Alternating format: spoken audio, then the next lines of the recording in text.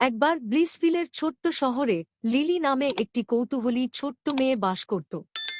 Lily তার অন্বেষণ, প্রেম এবং তার প্রাণবন্ত কল্পনার জন্য পরিচিত ছিল। এক রৌদ্রোজ্জ্বল বিকেলে যখন লিলি তার বাড়ির উঠোনে খেলছিল, সে তার বাগানের শেষ প্রান্তে অস্বাভাবিক কিছু লক্ষ্য করেছিল। কৌতূহল তার ভালো হয়ে উঠছে, লিলি রহস্যময় দৃষ্টির দিকে এগিয়ে গেল। তার আশ্চর্যের জন্য তিনি লম্বা ফুলের মধ্যে একটি ছোট ঝিলমিল দরজা আবিষ্কার করেছিলেন। বিনা দ্বিধায় লিলি সোনার হাতলটি ঘুরিয়ে দিল এবং দরজাটি একটি জাদুকরী বাগান প্রকাশ করার জন্য খুলে গেল। বাগানটি লিলি কখনো দেখেনি, এমন কিছুই ছিল না। ফুলগুলি সাধারণ বাগানগুলিতে পাওয়া যায়। কথা বলা প্রাণী এবং নাচানো প্রজাপতির মধ্যে লিলি অলিভার নামে একটি জ্ঞানী বুড়ো পেঁচার সাথে দেখা করেছিল।